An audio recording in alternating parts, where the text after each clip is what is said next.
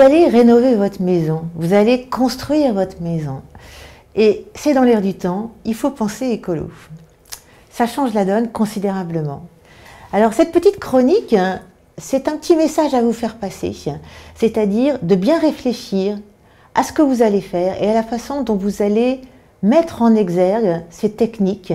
C'est pas de la nouvelle architecture, c'est simplement de choisir les bons matériaux et les bonnes matières pour pouvoir faire une décoration, une construction d'abord et une décoration après qui va être un petit peu plus durable. L'idée, c'est la sensibilisation. C'est-à-dire, aujourd'hui, on ne peut pas faire les choses sans se soucier effectivement de ce qui se passe à côté de nous, de la façon dont ça fonctionne. Ça veut dire vous inciter aussi à avoir les bons gestes, des éco-gestes. Et puis, ces éco-gestes-là, je vous dis une chose aussi, c'est que ça vous permet de faire des économies assez considérables. Pensez aussi à la facture chauffage. Pensez à tout ce qui est du domaine de la régulation sur le chauffage. Donc c'est autant d'outils qui s'ajoutent à vos radiateurs. Les choix des énergies aussi, c'est important. Je ne vais pas aller dans les détails sur le plan technique. Peut-être que ça sera effectivement l'objet d'une prochaine fois. Après, c'est la gestion de l'eau, par exemple. La gestion de l'eau, c'est récupérer l'eau de pluie.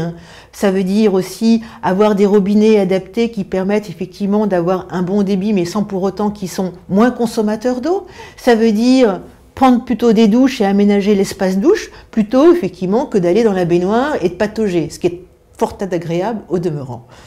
Alors, autre action, la lumière aussi, pensez simplement à éteindre la lumière quand vous sortez d'une pièce, par exemple. Ça, on va le répéter à nos ados, parce que franchement, eux, ils sont pas très économes, ils sont pas très éco-gestes.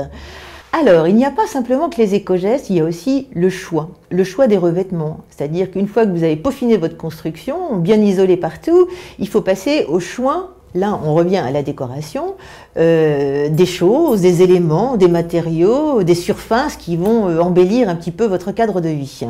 On va vous donner quelques conseils.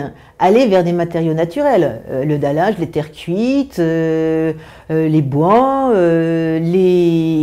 qu'est-ce que je pourrais dire encore? Enfin, tout ce qui constitue la palette naturelle des matériaux qui sont là. Voilà.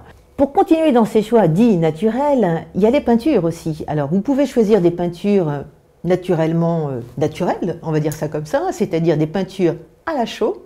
Fabriquez-les vous-même si ça vous chante. Bon, c'est peut-être pas la peine de pousser le bouchon aussi loin. Vous avez aussi la gamme de peintures que vous avez sur le marché. Donc toutes ces peintures ont baissé en COV, donc en fait elles ne sont pas nocives du tout pour la santé. En termes de qualité, sachez qu'elles sont top, il n'y a pas de souci. Alors ceux qui disaient la grande bataille, ouais les produits à l'eau, les acryliques, c'est pas bon. Et ben moi je peux vous dire, parce que je peins très régulièrement, c'est très bien, elles sont très couvrantes.